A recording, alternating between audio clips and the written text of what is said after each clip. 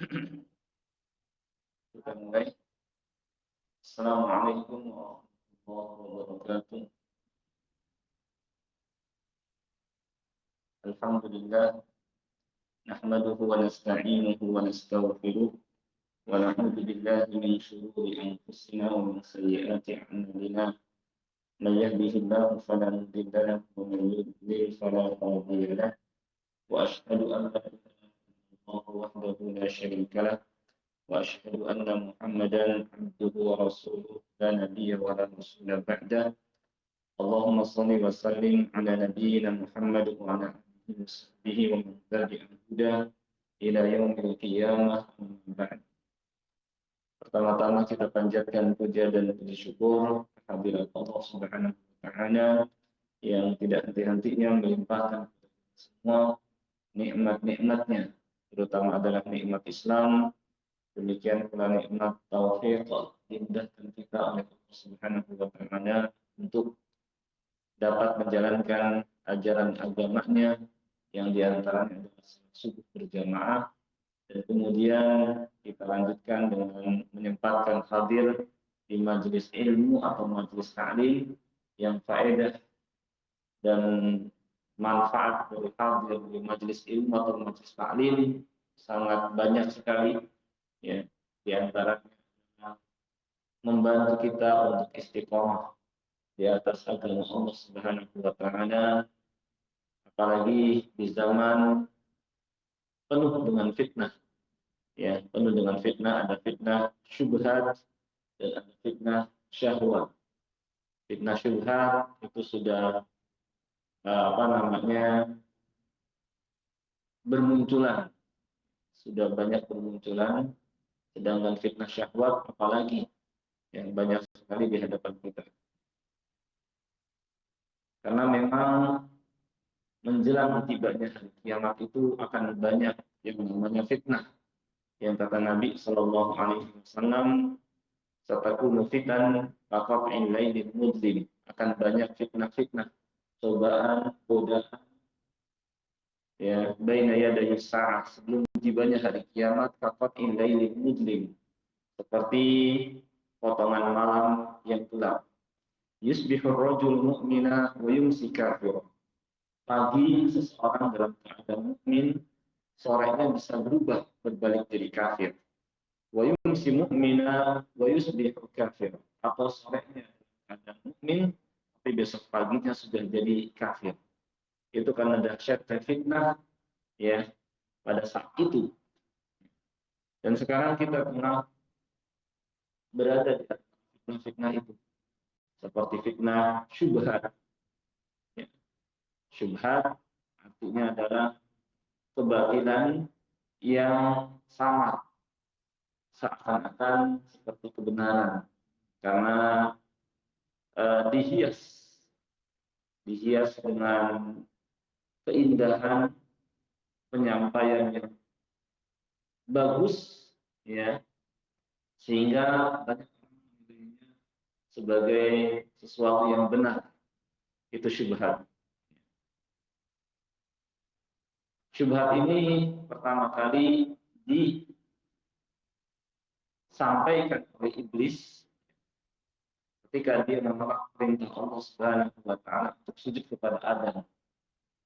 Saat Allah Subhanahu wa taala memerintahkan malaikat berikut iblis, ya, untuk sujud kepada Adam, dia menolaknya dan mengatakan, ya, ana khairun min, saya lebih baik daripada Adam.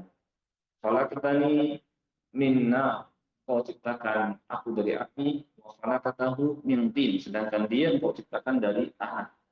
Maka bagaimana yang diciptakan dari api, yang katanya lebih baik daripada tanah, bisa sujud kepada makhluk yang diciptakan dari tanah? Pernyataan iblis ini seakan-akan isinya benar. Seakan-akan isinya benar, tapi kalau kita kaji, kita pikirkan, kita telusuri, ya, kita akan ketahui bahwa pernyataan iblis ini batil. Pernyataan iblis ini batil. Ya. Padahal antara api dengan tanah, lebih baik api daripada tanah. keadaan api membahayakan, membakar.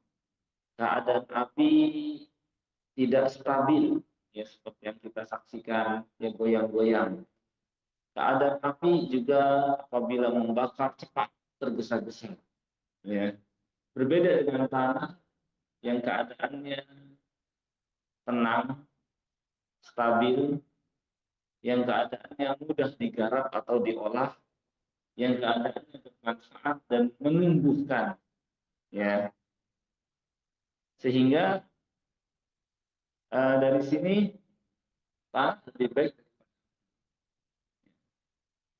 Dan karenanya Adam alaihissalam lebih gampang kembali bertobat kepada Allah Subhanahu wa taala saat tergelincir daripada iblis yang dia malah menyombongkan diri, bahkan putus asa, bahkan menyatakan akan menyesatkan ada keturunannya dan memperbanyak dia menjadi kawan-kawannya di neraka waliyadzubillah.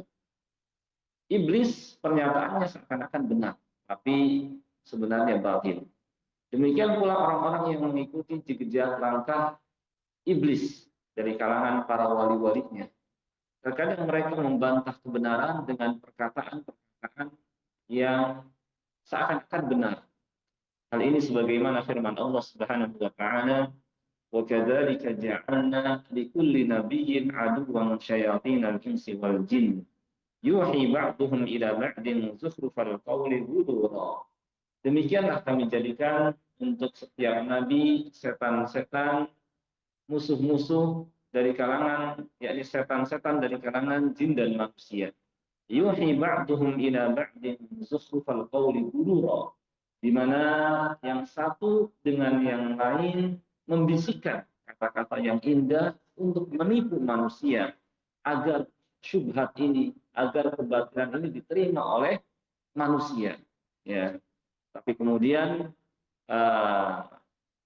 ketika datang kebenaran, wa qul ja'al haqqu wa zahaqal batil, maka akan menyingkir, akan ketahuan kebatilan pernyataan itu. Dan kebenaran ada dalam kitabullah, dan kebenaran adalah dalam sunnah Rasulullah sallallahu alaihi wasallam. Kalau kita perhatikan akhir-akhir ini, dan sebenarnya sudah ada sebelumnya dari sejak zaman dulu, bahwa Rasulullah sallallahu alaihi wasallam dan para pewaris setelahnya, para ulama ya di berbagai zaman, mereka ditentang ya oleh musuh-musuhnya, ya, di mana musuh-musuhnya berusaha menghalangi manusia dari jalan Allah dengan menyebarkan yang namanya syubhat atau fitnah syubhat. Ya. Belum lama ada istilah ya moderasi beragama, dan sebelumnya ada Islam Nusantara. Sebelumnya lagi ada Islam liberal. Sebenarnya isinya sama. Syubhat-syubhat juga, ingin membantah kebenaran, ingin mentasbih, membuat kaum muslimin ragu-ragu dalam menjalankan agamanya, ya. Cuma namanya saja yang berbeda agar bisa diterima, ya. Ketika dulu Islam liberal sudah tidak laku, maka ganti nama dengan Islam Nusantara. Tapi kalau Islam Nusantara juga ketahuan belangnya, ya dibuka belangnya oleh para ahli ilmu, ya diterangkan kebatilannya, maka ganti lagi nama dengan nama yang namanya moderasi beragama. Intinya sama-sama, yakni meragukan kebenaran Islam. Jangan merasa cuma Islam doang yang benar, yang lain juga benar. Jangan merasa bahwa semua agama, jangan merasa bahwa cuma Islam saja yang mengantarkan pemeluknya ke surga. Ya, yang lain juga sama bisa mengantarkan pemeluknya ke surga. Kemudian juga bahwa jalan menuju surga itu bukan hanya lewat Islam, ya, tapi bisa lewat agama-agama yang lain dan seterusnya. Ya, ini adalah syubhat agar kaum muslimin tidak yakin dengan agamanya, bahwa agamanya bisa mengantarkan ke surga, agar umat Islam tidak yakin dengan kebenaran Islam. Ya, padahal kalau kita lihat Al-Quran, kita lihat hadis Nabi Shallallahu Alaihi Wasallam, jelas sekali bahwa inna dina indallahil Islam. Sesungguhnya agama yang diridhoi di sisi Allah Subhanahu wa taala hanyalah Islam. Ya, kenapa hanya Islam saja yang Allah ridhoi dan Allah tidak ridhoi agama-agama selain Islam? Karena hanya Islam ya yang memerintahkan pemeluknya untuk mentauhidkan Allah, mengesahkan Allah, menyembah hanya kepada Allah. Sedangkan agama-agama selain Islam tidak demikian. Di dalamnya penuh dengan kemusyrikan yang disembah selain Allah. Allah disekutukan. Wala yardha li ibadihil kufur. Sedangkan Allah tidak ridho hamba-hambanya melakukan kekafiran. Hamba-hambanya melakukan kemusyrikan. Ya. Siapa yang tidak ridho ketika seseorang misalnya telah banyak memberikan kebaikan kepada orang lain, memberikan banyak kenikmatan kepada orang lain, tetapi orang lain itu tidak berterima kasih kepadanya, bahkan berterima kasih kepada yang lain yang tidak memberikan, ya, yang tidak memberikan sesuatu kepadanya, bahkan mendurhakainya, tentu tidak ridho. Apalagi Allah Subhanahu wa taala. Dia yang telah menciptakan manusia, dia yang telah memberikan kepada mereka berbagai macam kenikmatan yang tidak terhitung jumlahnya. Ternyata yang disembah, ya, yang disyukuri malah selainnya. Maka Allah tidak ridho dengan yang namanya kesyirikan, dengan yang namanya kemusyrikan. Wala yardha li ibadihi. Karena cuma Islam saja agama yang diridhoinya. Ya. Dan bahwa agama selain Islam, ya, Allah tidak ridhoi dan Allah tidak terima daripadanya dan tidak bisa mengantarkan pemeluknya ke surga. Kenapa? Karena surga milik Allah. Allah sudah menetapkan bahwa siapa yang mencari agama selain Islam nggak akan diterima. Ya. Dan di akhirat termasuk orang-orang yang rugi nggak akan masuk ke dalam surganya. Allah berfirman, "Wa may yabtaghi ghairal islami dinan falan yuqbala min wa huwa fil akhirati minal khasirin." Barang siapa yang mencari agama selain Islam, maka tidak akan diterima agama itu daripadanya. Nggak akan diterima. Allah nggak terima agama selain Islam. Dan dia di akhirat termasuk orang-orang yang merugi, yang tidak masuk ke dalam surga Allah Subhanahu wa taala meskipun sudah banyak beramal, berbuat baik akan dimasukkan ke dalam surga. Ya, Allah juga berfirman, "Innal ladzina kadzdzabu bi ayatina wastakbaru anha la tufattahu lahum abwabus samaa'i wa la yadkhulunal jannah hatta yalijal jamal fi sammil khiyat. Wa kadzalika najzil mujrimin." Sesungguhnya orang-orang yang mendustakan ayat-ayat kami, bersikap sombong terhadapnya, maka sekali-kali tidak akan dibukakan untuk mereka pintu-pintu langit. Jangankan pintu surga, pintu langitnya saja, ya, sebelum ke arah surga nggak akan dibukakan, ya, apalagi pintu surga. Hatta ya dijal fi samil khiyat. Kecuali kalau ada unta bisa masuk ke lubang jarum. Ya. Ini ayat-ayat ini menunjukkan batilnya pernyataan yang disampaikan oleh orang-orang yang mengaku sebagai Islam liberal atau Islam Nusantara atau penyeru moderasi beragama, ya. Jadi mereka seakan-akan nggak beriman dengan pernyataan. Kalau mau pakai akal, mereka kan pakai akal, ya.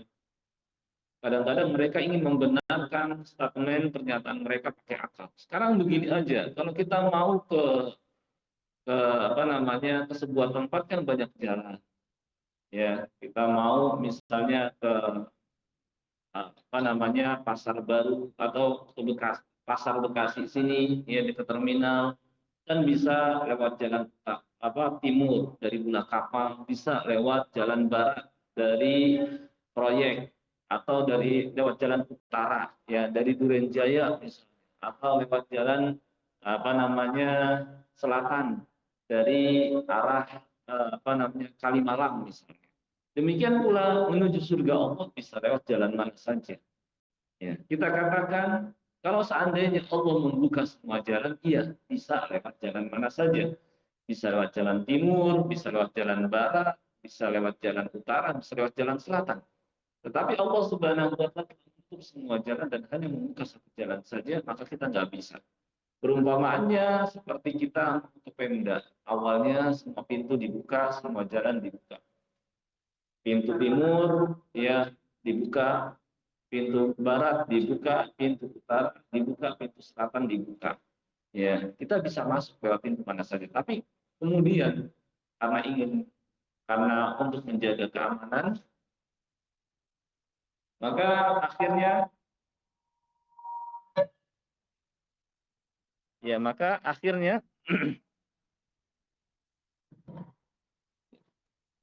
ya maka akhirnya semua pintu ditutup kecuali satu saja untuk keamanan. Satu pintu saja yang dibuka. Pintu timur ditutup, pintu utara ditutup, pintu selatan ditutup, yang dibuka pintu barat saja. Maka kita nggak bisa melewati pintu timur, pintu utara, pintu selatan. Yang kita bisa lewati hanya pintu barat saja. Demikian pula karena surga punya Allah.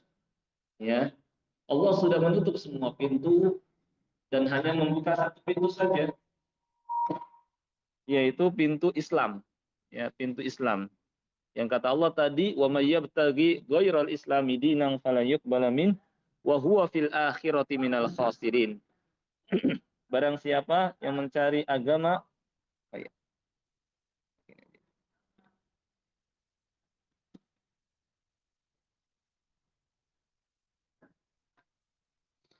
kata Allah, wa may yabtaghi ghairal islami dinan falan yuqbala min wa huwa fil akhirati minal khasirin.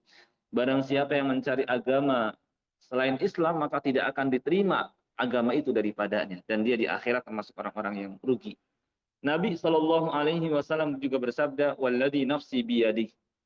Demi Allah yang nyawaku di tangannya, di tangan Allah.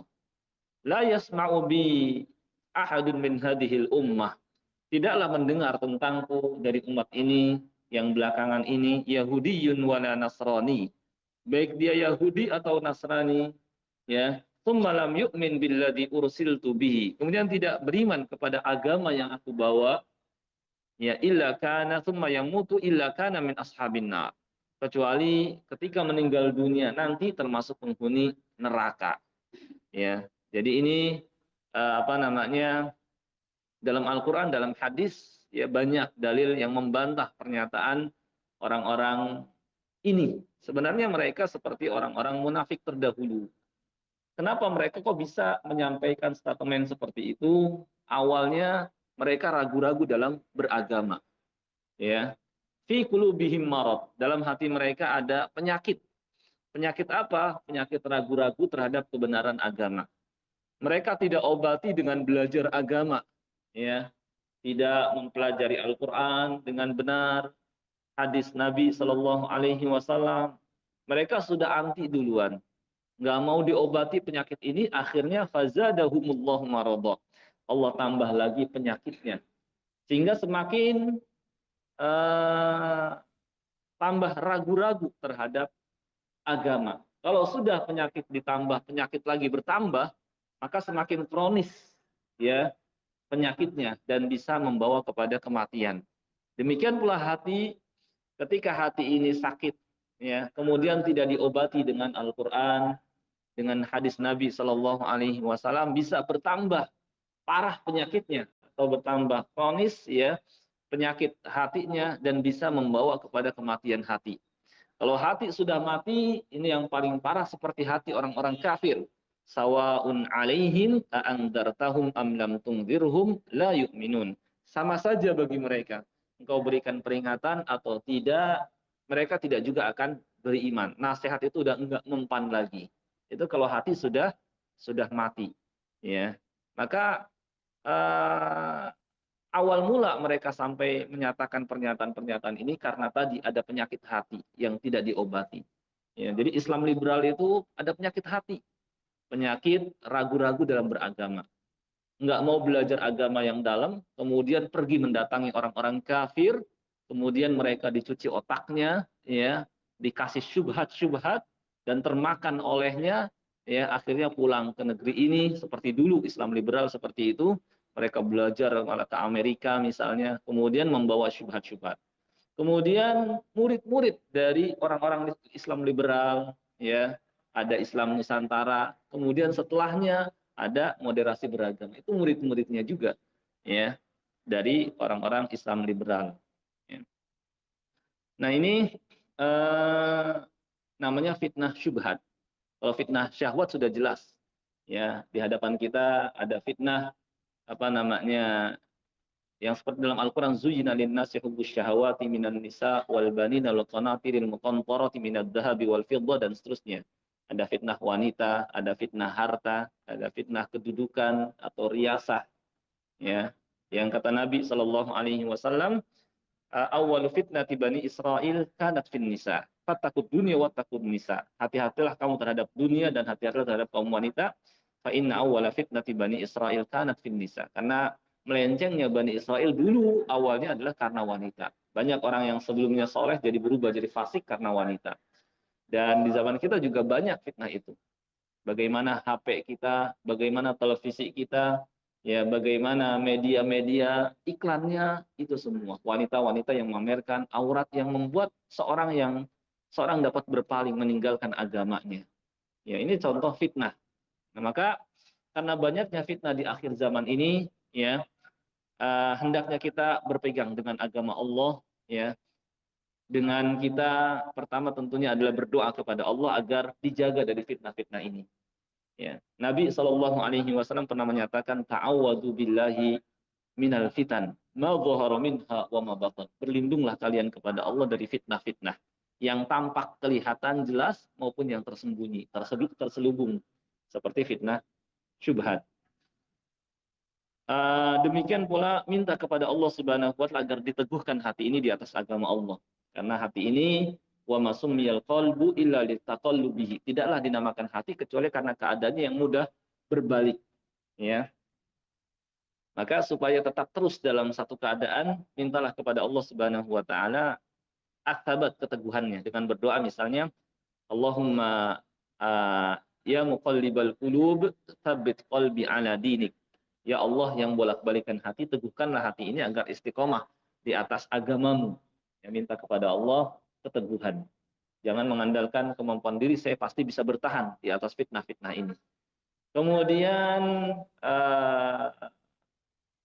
terus belajar agama, mendatangi kitabullah, mendatangi sunnah Rasulullah SAW, karena itu ada jalan keluarnya. Dan untuk membantah, untuk melawan fitnah-fitnah, ya, fitnah syubhat maupun fitnah syahwat, ya, kalau kita datangi Al-Quran, Al-Quran akan membentengi kita. Ya, Allah berfirman, wa kaifa takfuruna wa antum tutla alaikum ayatullahi wa fikum rasul. Bagaimana kalian bisa berpaling kafir, berubah jadi kafir, sedangkan kepada kalian terus dibacakan ayat-ayatnya. Dan di tengah-tengah kalian ada rasulnya dulu ketika itu. Dan dia telah meninggalkan kepada kita sunnahnya. Jadi siapa yang mendatangi Al-Quran, siapa yang mendatangi sunnah Rasulullah Sallallahu Alaihi Wasallam tidak akan melenceng, ya, tidak akan. Wa kaifa takfurun, kata Allah, bagaimana kalian bisa kafir kalau kepada kalian dibacakan ayat-ayat Allah, dibacakan sunnah Rasulnya Sallallahu Alaihi Wasallam. Karena Al-Quranul Karim dan sunnah Rasulullah Sallallahu Alaihi Wasallam terdapat wasilah min wasail tabat. Terdapat sarana untuk memperteguh kita di atas agama Allah. Di dalamnya memuat targhib dan tarhib, dorongan untuk mendatangi perintah Allah, istiqomah di atas ketaatan. Di dalamnya terdapat peringatan terhadap bahayanya maksiat, mendurhakai Allah, ya, sehingga kita berusaha menjauhnya. Di dalamnya terdapat motivasi, ya, untuk melaksanakan perintah Allah, terdapat pahala yang dijanjikan bagi mereka yang istiqomah di atas agama Allah, ya. Bagaimana Allah berfirman, innalil muttaqina mafaza hadaika wa a'naba wa kawa'iba atqaba wa ka'san dihaqa, ya, dengan kalimat yang indah, sesungguhnya orang-orang yang bertakwa mereka akan memperoleh tempat yang penuh dengan kesuksesan, surga, ya. Hadaika wa a'naba, mereka akan memperoleh kebun-kebun, punya kebun, wa a'naba, dan kebun anggur, wa kawa'iba atraba, mereka akan diberikan bidadari yang sebaya umurnya, wa kawa'iba atraba wa ka'san dihaqa, dan akan diberikan minuman uh, yang nikmat, ya, kepada mereka. Terdapat motivasi yang membuat seseorang terdorong untuk bertakwa kepada Allah Subhanahu wa taala. Ya. Tadi saya mau bahas fikih, jadi nggak apa-apa sedikit kali-kali ya bahas ke yang lain juga, ya karena keadaan seperti ini ya, kita kadang miris melihat kenyataan, ya makanya masing-masing hendaknya bentengi diri dengan seperti yang tadi saya sampaikan, dengan berdoa kepada Allah, dengan mendatangi kitabullah, mendatangi sunnah Rasulullah Sallallahu Alaihi Wasallam, dengan mengaji, karena terus kada dalam pengajian kan disampaikan ayat-ayat Allah, hadis-hadis Nabi Shallallahu Alaihi Wasallam, ya, yang terdapat targhib dan tarhib, ya. Belum lagi ada apa namanya apa namanya usaha untuk umat ini ya meninggalkan agamanya. Udahlah, nggak perlu aturan agama dalam kehidupan sehari-hari.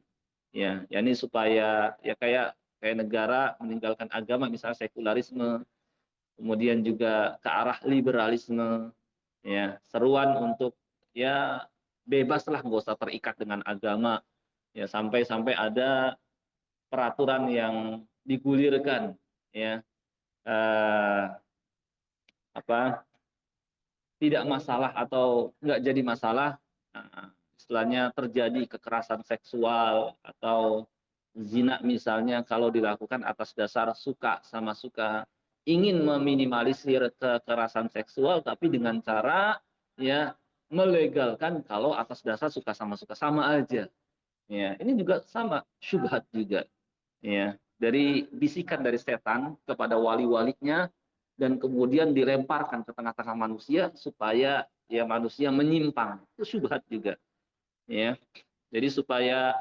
dilegalkan kemungkaran, kalau dilakukan atas dasar suka sama suka nggak masalah, ya itu sudah dibuat aturannya. Ini juga sama, ya eh, syubhat juga, ya syubhat juga, apalagi ada usaha PAI, pelajaran agama di sekolah-sekolah agama diganti sajalah dengan pelajaran akhlak dan moral saja, ya ya sama seperti mungkin kalau sebelumnya ada PKN, pendidikan kewarganegaraan. Kalau seperti ini nggak akan menghasilkan rakyat yang soleh, nggak akan menghasilkan anak didik yang soleh dan soleha. Padahal katanya maunya warganya, rakyatnya soleh soleha, ya berbuat baik, kemudian juga keadaannya baik, ya.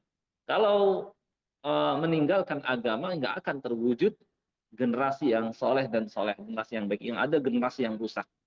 Bagaimana bisa menjadikan generasi soleh dan solehah kalau hanya pendidikan tersebut ya tidak dikaitkan dengan agama?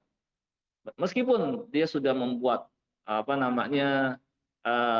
semacam etika-etika moral ya dalam kehidupan sehari-hari, harus begini, harus begitu.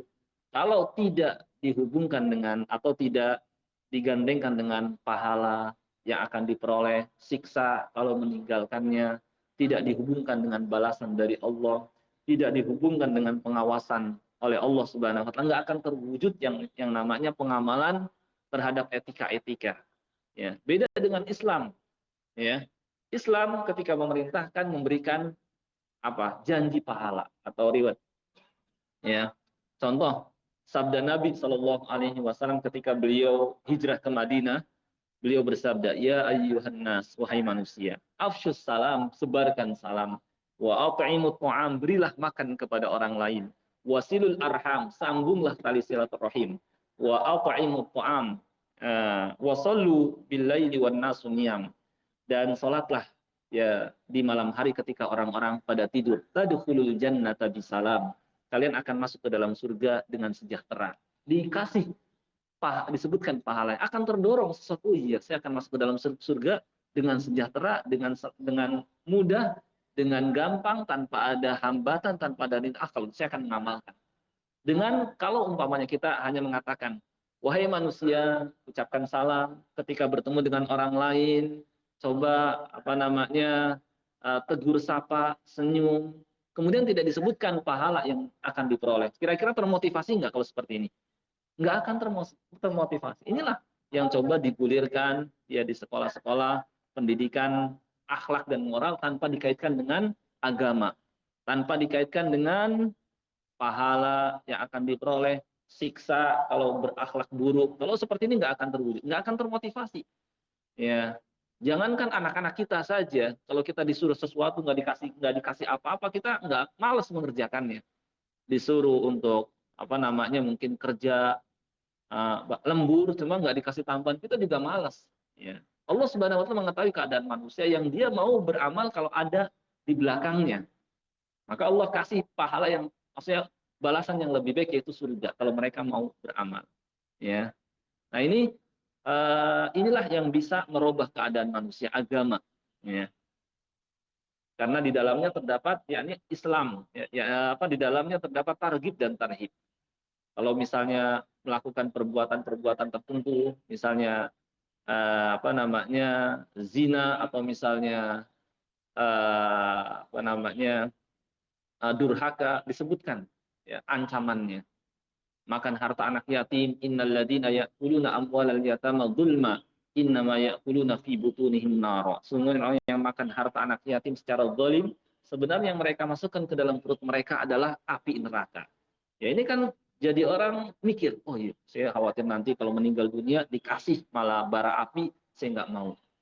Kemudian ketika diperintahkan adab, istanzihu minal baul, fa inna ammata adabil qabri minhu. Jagalah diri kalian dari apa namanya kencing, karena pada umumnya azab kubur diakibatkan daripadanya. Ini diakibatkan dari buang air kecil tidak bersih, kecipratan sampai mengenai bajunya, sampai mengenai badannya tidak dia bersihkan. Ini mengakibatkan dia akan disiksa. Maka seorang akan ngeri dan nggak akan apa namanya sembarangan ketika buang air kecil. Nah ini kalau disebutkan pahala dan siksa, seseorang akan berusaha mendatangi ketaatan, melaksanakan perintah Allah dan menjauhi eh, larangan Allah Subhanahu wa taala. Belum lagi disebutkan balasan di akhirat. Man jaa bil hasanati falahu asyru amsalihha. Barang siapa yang datang menghadap Allah dengan satu kebaikan, falahu asyru amsalihha, maka dia akan mendapatkan pahala 10 kali lipat. Wa man jaa bis sayyiati fala yujza illa mithlaha. Dan barang siapa yang datang menghadap Allah dengan satu keburukan, maka dia tidaklah dibalas kecuali ya sesuai dengan perbuatan jahat yang dia lakukan. Ya, wahum la yudlamun, sedangkan mereka tidak dianiaya. Maka seorang akan terdorong, saya akan mendapatkan pahala berkali-kali lipat. Ya, maka saya akan datangi perbuatan apa namanya perbuatan baik. Ya. Kemudian juga dalam agama juga disampaikan bahwa Allah Subhanahu Wa Taala mengawasi manusia. Ya, Allah berfirman, wa indahu mafatihul ghaib. Di sisi Allah lah kunci-kunci yang gaib. Wa ma tasqutu min waraqatin illa ya'lamuha. Tidak ada sehelai daun yang jatuh kecuali Allah mengetahuinya. Ya wa ma tasqutu min waraqatin illa ya'lamuha wa la habatin fi dhulumatil ardi wala rat fi dhulumatil ardi wala ratbin wala ratb wala wala yabisin illa fi kitabim mubin.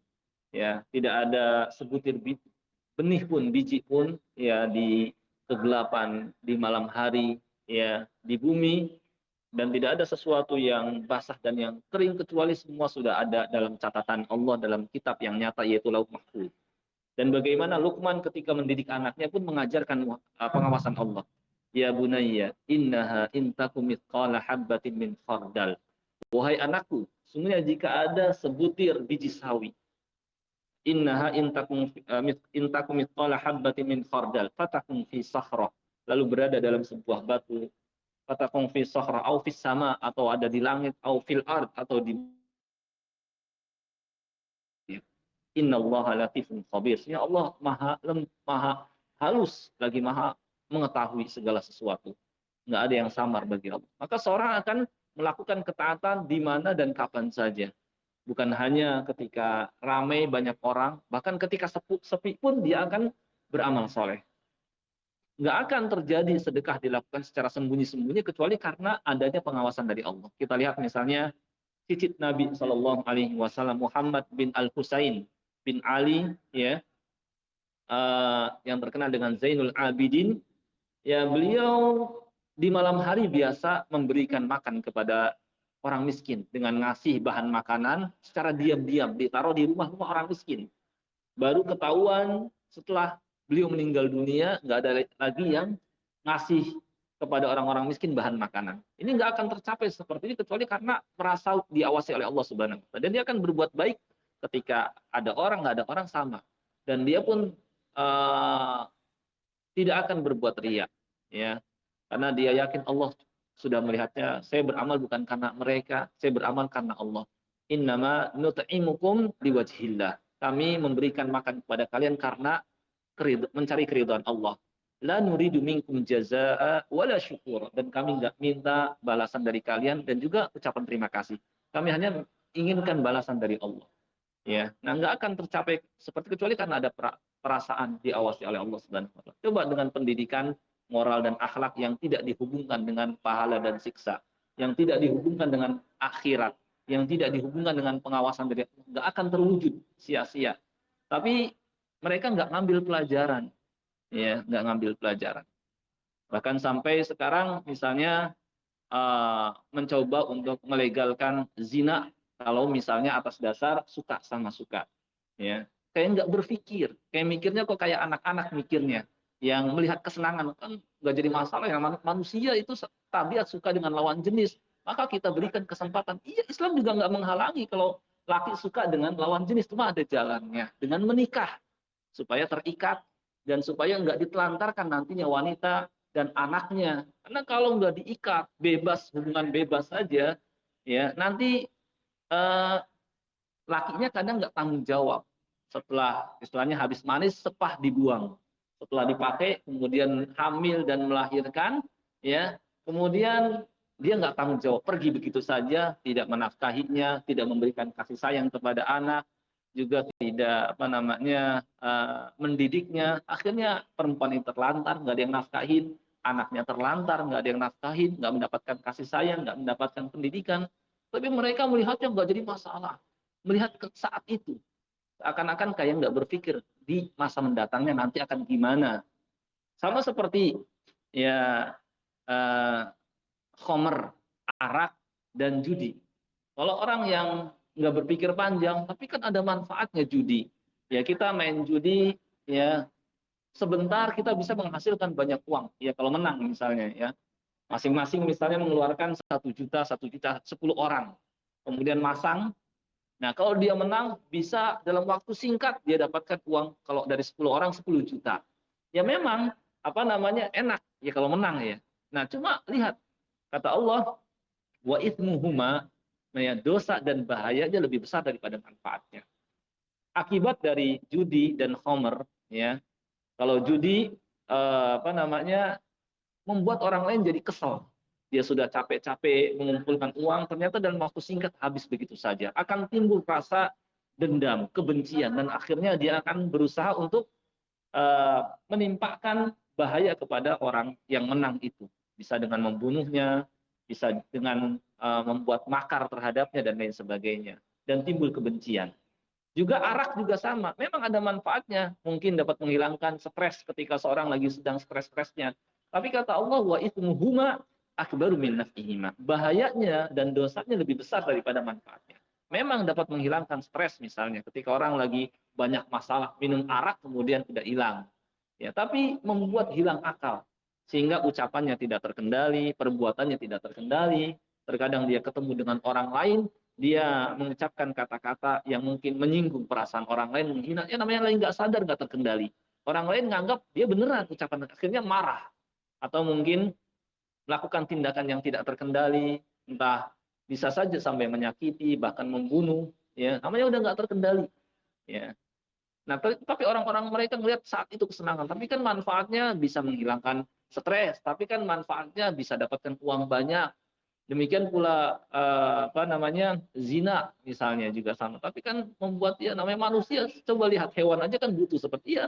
Oleh hewan wajar mereka nggak dikasih akal dan nggak apa namanya kalau hewan kan jantan lihat betina langsung didatang begitu saja.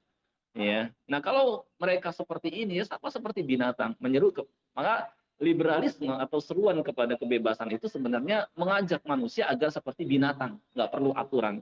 Kalau nggak ada aturan dalam hidup ini, ya coba aja kalau umpamanya di lalu lintas kita perjalanan, di jalan raya, nggak ada aturan lalu lintas, nggak ada rambu-rambu lalu lintas. Ya harusnya misalnya ketika ada persimpangan, perempatan, ada dulu yang berhenti, yang lain silahkan. Kalau nggak ada itu, bebas aja. Yang ada kekacauan, yang ada kemacetan, ya parkir sembarangan, ya. Yang ada ya tadi apa namanya kemacetan.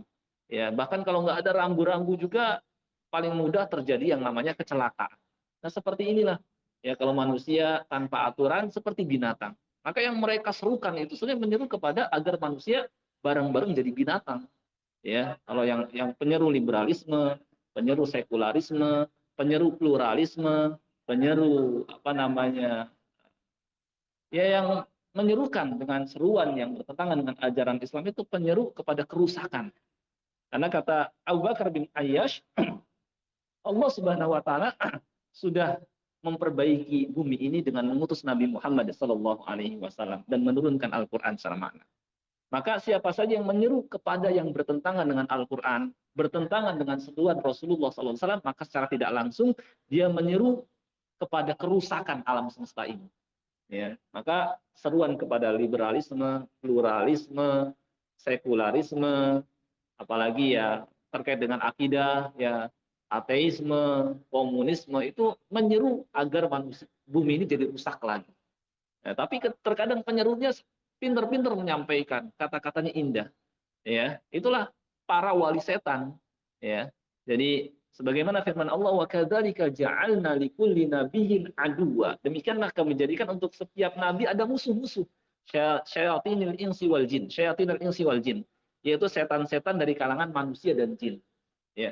Yuhi ba'duhum ila ba'din zukhrufal qawli ghurura, yang satu dengan lainnya membisikkan kalimat yang indah untuk menipu manusia agar manusia mendatanginya dan berpaling dari agama Allah Subhanahu wa taala. Ya. Nah itu. Nah mungkin apa namanya pada kesempatan ini ya Afwan jadi nggak bahas fikih. Nggak tahu tadi kita mau bahas fikih, tadi kasih pengantar cuma penting juga disampaikan. Mungkin nanti insya Allah kita coba bahas apa fikih ya. Kemarin itu terakhir cuma ini nggak mungkin nggak hari ini nggak saya sampaikan fikih dulu. Ya tadi saja mungkin sudah cukup. Cuma saya mau ingat kemarin itu terakhir itu, maksudnya 2 bulan yang lalu terakhir sampai mana?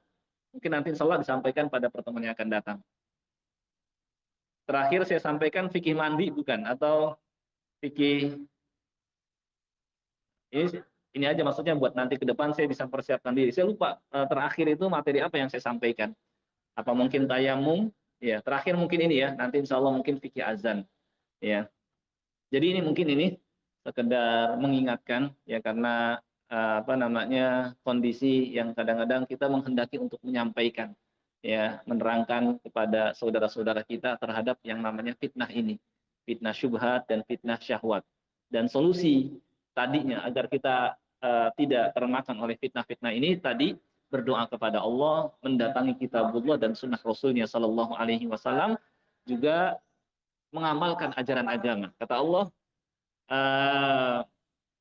dalam Al-Quran, walau annahum fa'alu ma yu'aduna bihi lakana khairan lahum wa ashaddu tathbita. Kalau seandainya mereka mengamalkan apa yang dinasihatkan kepada mereka, tentu itu lebih baik buat mereka dan lebih meneguhkan pendirian mereka. Jadi mengamalkan agama termasuk sarana untuk istiqomah di atas agama Allah.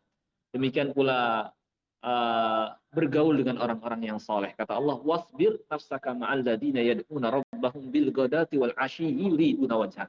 Tetaplah bersabar dengan orang-orang yang bareng-bareng beribadah kepada Allah, bareng-bareng ke masjid, bareng-bareng melaksanakan perintah Allah. Ini membantu seorang istiqomah. Tapi kalau kita bergaulnya dengan orang-orang yang pikirannya hanya dunia, perhatiannya hanya tertuju kepada dunia, bisa-bisa kita ke bawah. Ya.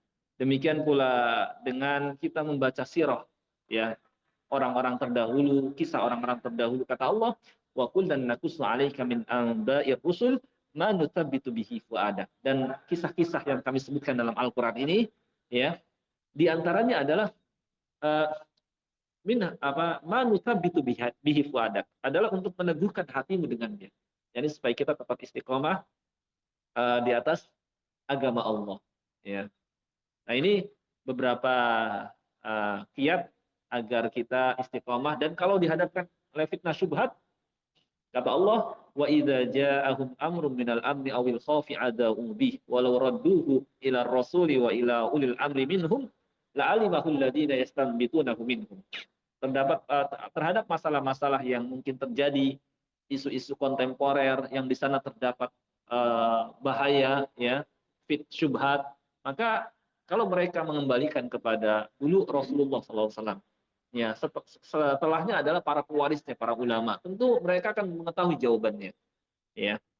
Bertanya kepada para ulama. Dulu Ibnul Qayyim rahimahullah pernah menyatakan, dulu ketika bumi yang luas ini menjadi sempit, ya, kami dirundung oleh berbagai masalah, kami datang kepada Syekhul Islam Ibnu Taimiyah. Kemudian beliau memberikan jawaban, dan disitulah kami jadi mendapatkan pencerahan. Secara makna seperti itu. Saya kira ini yang bisa kita pelajari pada kesempatan Ahad Ba'da Subuh ini, mudah-mudahan dapat difahami dan bermanfaat. Dan mungkin sebelum ditutup, kalau ada yang ingin bertanya, silakan.